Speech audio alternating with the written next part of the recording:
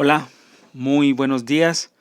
Esta es nuestra sesión número 13 del curso Estado, Partidos y Sociedad Civil y es la primera sesión dedicada al bloque número 3 titulado Enfoques teóricos de estudio. Enfoques teóricos de estudio de los partidos.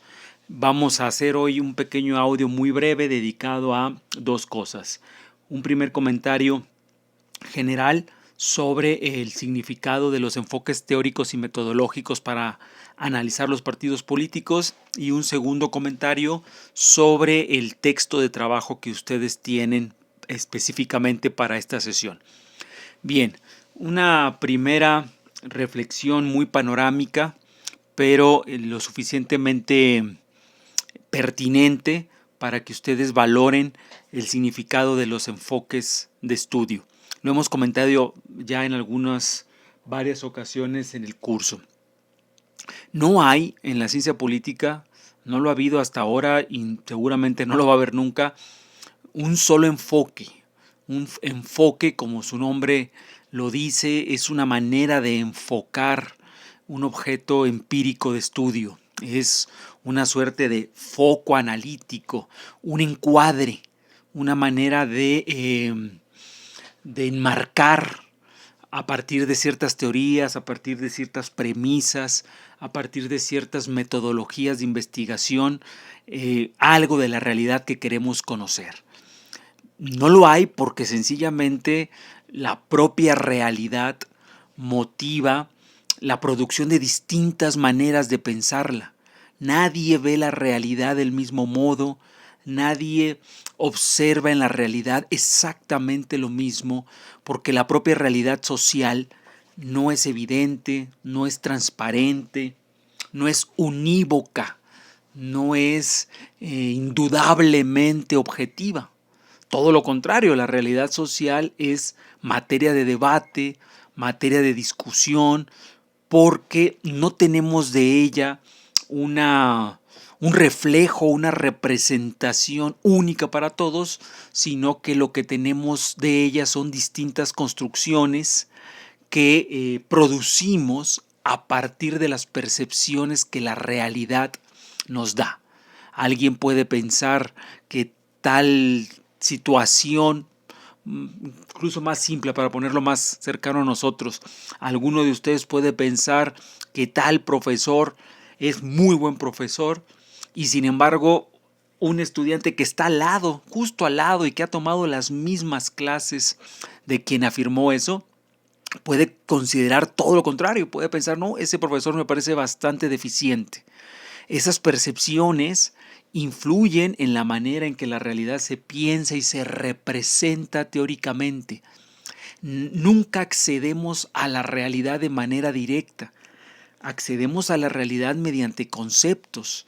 Hay algo a lo que le llamamos democracia, pero que nunca la hemos visto, ni la veremos de manera directa, ni charlaremos con ella, ni nos sentaremos a tomar un café.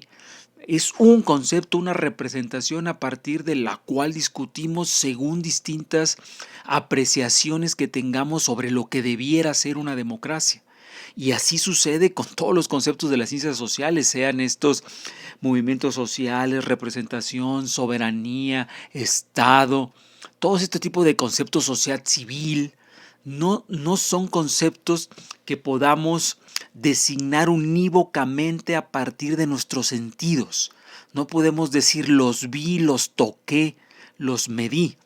Son conceptos que construimos a partir de teorías porque necesitamos tener conceptos teóricos para representarnos la realidad. Nadie puede conocer la realidad todos los días a partir de cero. Para eso necesitamos conceptos. Esto que está aquí se llama universidad, así se llamaba desde antes. Muy bien. Esto que está acá se llama delegación política. Esto de aquí se llama municipio. Esto de acá, de lo que estamos hablando, lo vamos a resumir en el concepto sindicato. Fíjense ustedes cómo ese concepto nos da una idea, una imagen de lo que estamos aludiendo con él acerca de la realidad. Entonces, si para todos está claro que necesitamos de los conceptos, también creo que está claro que no existe una enciclopedia universal donde existan conceptos que todo mundo use siempre del mismo modo. Esto se traduce para el caso de los partidos políticos en el hecho de que si entonces es posible pensarlos, estudiarlos, analizarlos y discutirlos de distintos modos, porque, insisto, el fenómeno partido se presenta de muy diferentes modos. No es lo mismo el fenómeno partido a finales del siglo XIX en Alemania, lo que vio Michels, que el fenómeno partido a finales del siglo XX en la misma Alemania o en Costa Rica, ni es lo mismo el fenómeno partido en 1917 en la Revolución Rusa que el fenómeno partido en la Rusia de hoy del siglo XXI, que ya no es un partido comunista como lo fue durante varias décadas en Rusia. El fenómeno partido es históricamente variable.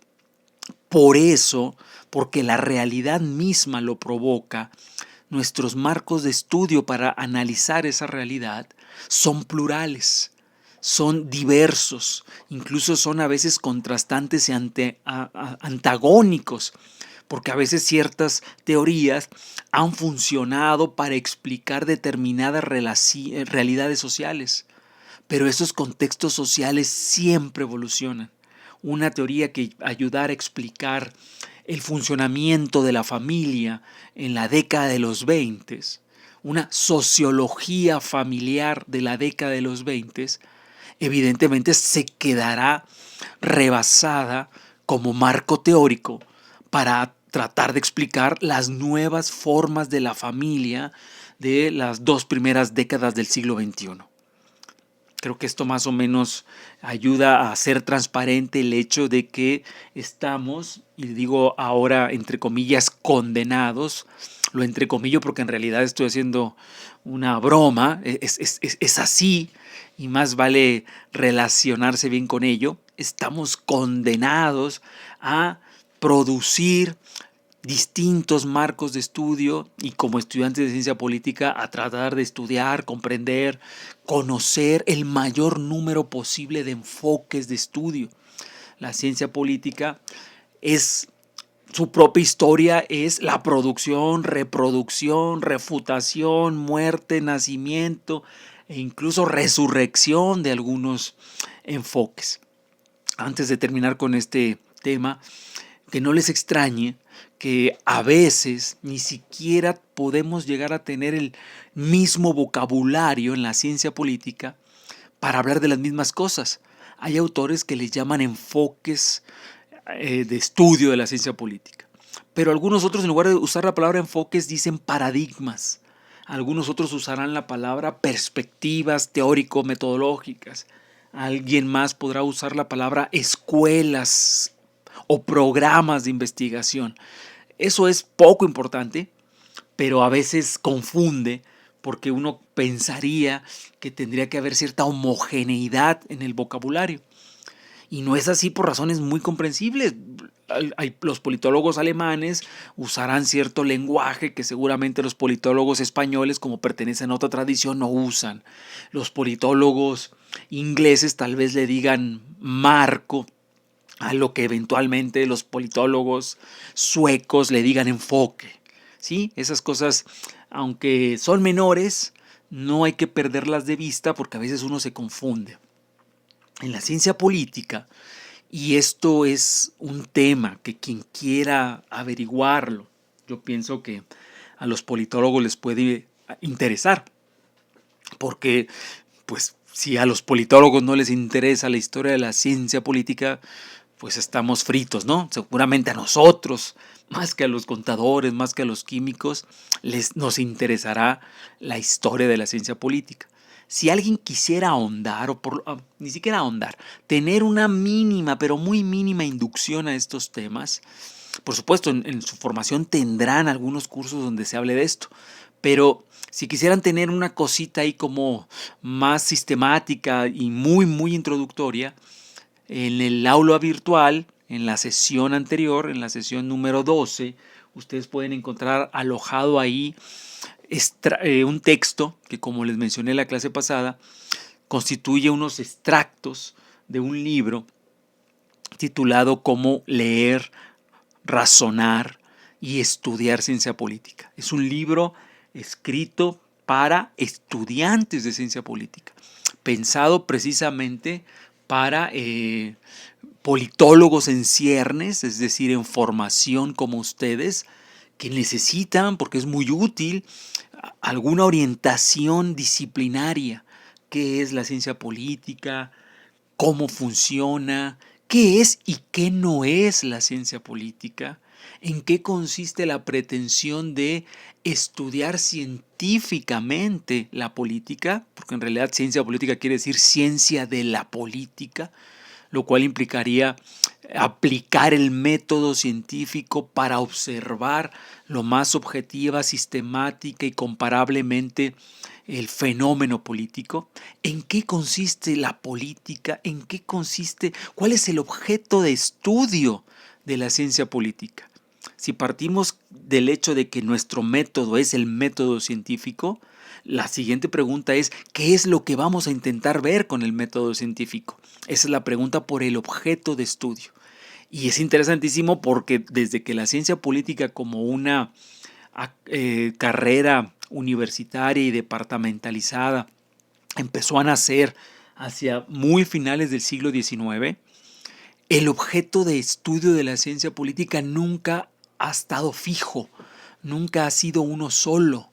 Se ha propuesto que sea el Estado, pero luego hubo otro programa de investigación, otro enfoque que propuso que no debiera ser el Estado, que debiera ser tal vez el sistema político, pero hubo otras perspectivas que propusieron en lugar del sistema político o el Estado, las élites políticas. Ha habido también otras perspectivas o enfoques que han sugerido que el objeto de estudio debería ser la cultura política, etcétera, etcétera, etcétera. Es un tema apasionante.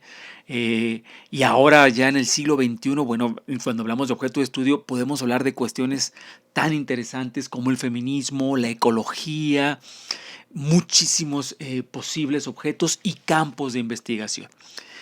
Y les decía, el extracto del libro que tienen ustedes a mano puede ayudarlos para tener una visión. Al principio tiene que ser así, muy elemental, muy esquemática, muy simple, pero que les permita como asentar las bases a partir de las cuales ir complejizando el propio conocimiento de la disciplina que ustedes han decidido estudiar. Sería muy triste, y lamentablemente ocurre muchísimo, que ustedes estudiaran 5 años una carrera y cuando acabaran su carrera no tuvieran muy claro qué es la ciencia política, de qué se trata lo nuestro, de qué se trata lo que estudiaron, de qué va, qué es, qué no es. Insisto, esto, aunque parece sonar a paradoja, uno tendría luego que de estudiar 5 años saber qué es lo que estudió. Pasa, ha ocurrido, sigue ocurriendo que muchísimas personas, yo recuerdo que esa fue mi situación en mi formación de licenciatura, me sentía una suerte como de todólogo, pero no tenía claro realmente en qué consistía lo que yo estaba estudiando. Ahora como profesor, una tesis, una de las mejores tesis que he leído, para mí más apasionantes y más interesantes, no solo que he leído, que he dirigido en la UACM, es de un alumno de nuestro plantel de San Lorenzo Tezonco, que terminó la carrera y precisamente me buscó y logramos construir como problema de investigación que su pregunta, su mayor duda era: ¿de qué se trata lo que estudié? ¿Por qué no puedo definir qué es la ciencia política? He tomado un montón de cursos de muchos temas, pero en ningún curso me pudieron decir qué es la ciencia política. ¿Cuándo nació? ¿En qué consiste? ¿Cuál es su definición? ¿Cuál es su historia? ¿Cuáles son sus enfoques teóricos y metodológicos? ¿Cuáles son los métodos que hay dentro de la ciencia política? ¿Cuál es la diferencia entre métodos y técnicas de investigación? Etcétera, etcétera, ¿no? Entonces, esta tesis es muy divertida, es muy interesante y al alumno que la ha realizado creo que fue un proceso muy provechoso porque él me lo contaba, fue la oportunidad de ponerse a investigar todo lo que él veía que pasaban los semestres. Y sí, sabía más de movimientos sociales, sí, sabía más de ciudadanía, y sí, sabía más de teoría política, y sabía más de democracia, y sabía más de la administración de la Ciudad de México, pero no sabía nada de qué era la ciencia política, qué era su disciplina, en qué consiste ser politólogo. Entonces, en el texto que está ahí en el aula virtual, ustedes pueden partir o obtener esta mínima base. Les digo que es mínima porque ahí se plantea que habría 4 grandes enfoques, insisto, le podemos decir paradigmas, le podemos decir perspectivas de estudio en la ciencia política. El llamado viejo institucionalismo, después el conductismo, después la elección racional y después el neoinstitucionalismo. Y he dicho 4 grandes, y subrayo grandes, porque es un resumen muy grosero. Si nos ponemos a ver con detalle, dentro de cada uno de estos 4 grandes, hay muchísimos subenfoques. No los voy a mencionar ahora porque no acabaríamos, pero quiero que estén conscientes de eso, porque si alguna vez escuchan la teoría de la modernización, la teoría del desarrollo político, el enfoque de la cultura política, el enfoque cibernético incluso, el enfoque del neoinstitucionalismo discursivo, por ejemplo, todos esos tienen lugar dentro de estos 4 grandes enfoques. Si a alguno de ustedes les interesa hacer eso, la cartografía, tener como el gráfico de saber los momentos históricos de evolución de la carrera que estudian, el texto que tienen en el aula virtual les puede ser muy útil. Bien, hasta aquí con el tema genérico de los enfoques en la ciencia política. Nuestro segundo tema es aplicar esto a la cuestión de estudio de los partidos.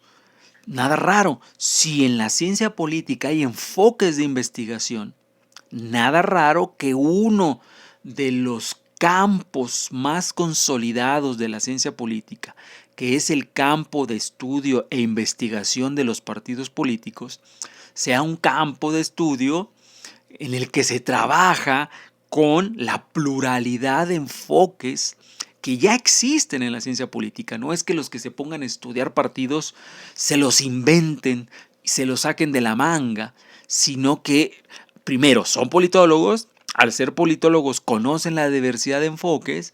Al decidir estudiar un campo de estudio como es el de los partidos, insisto, nada raro, lo hagan a conciencia de que tienen una pluralidad de recursos teóricos y metodológicos para ver un fenómeno empírico que va a exigir esa pluralidad.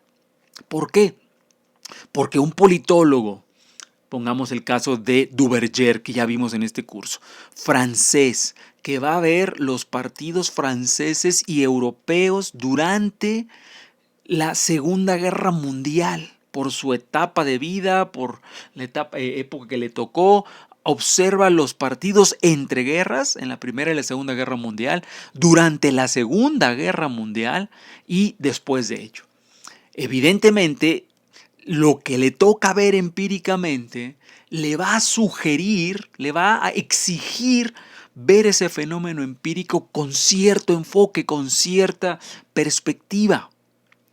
Pero, por ejemplo, un autor, Leon Epstein, y este autor se menciona en el primer texto que vimos en este curso, Leo Epstein escribe 6 años después, apenas 6 años después de Duverger, un libro contra el libro de Duverger, diciéndole a Duverger, es que ese tipo de partido de masas del que tú hablas en tu libro grandote, ¿no? Enorme, yo solo te quiero decir que jamás de los jamases ha existido en Estados Unidos, porque la realidad empírica de Estados Unidos es muy diferente a la realidad europea que tú estás viendo.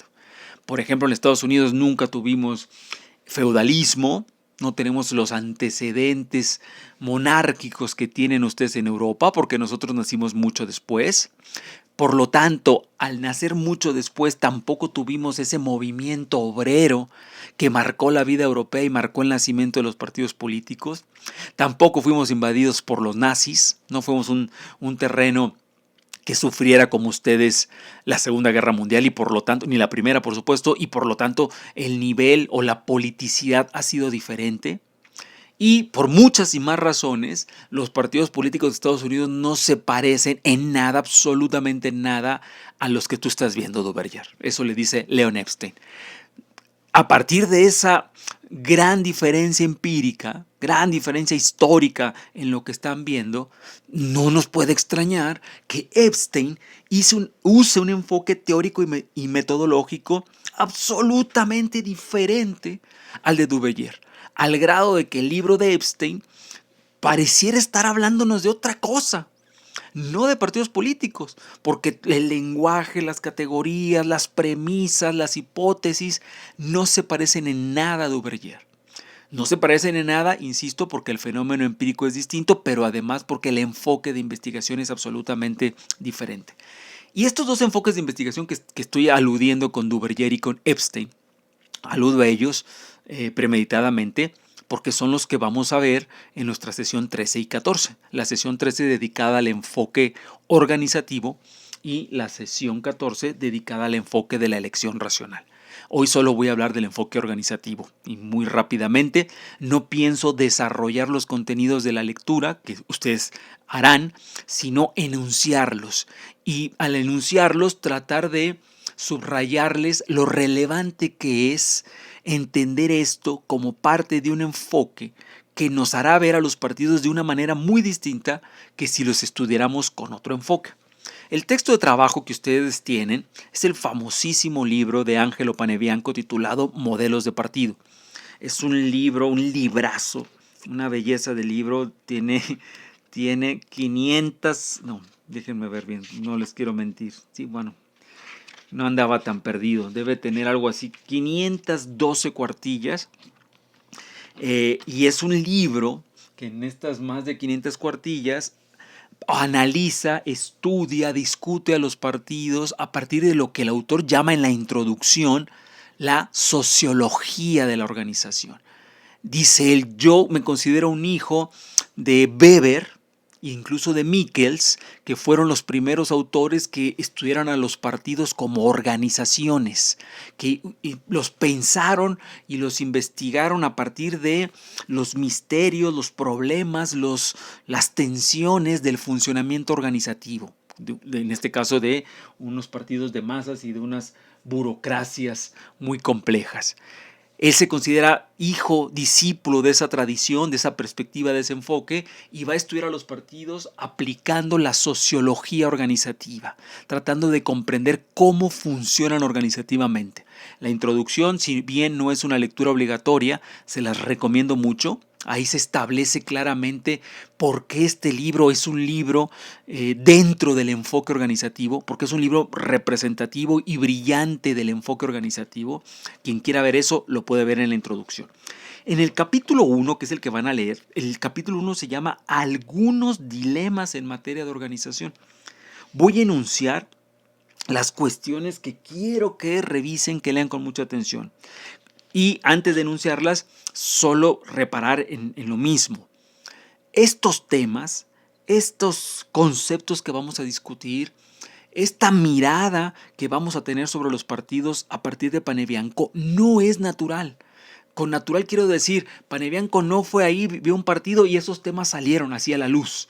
Son temas que se producen a partir del enfoque de investigación, la sociología organizativa. Son temas, categorías, conceptos, tensiones que se resaltan porque los lentes teóricos con los que Panebianco está viendo el partido son los lentes teóricos del enfoque organizativo. Eso es lo que me parece muy importante que no pierdan de vista. Y creo que esto va a terminar de ser muy claro cuando veamos la próxima clase con el enfoque de la elección racional, cómo los temas, los conceptos, las premisas, las categorías, la imagen, la definición y el concepto mismo de partido no se va a parecer en nada.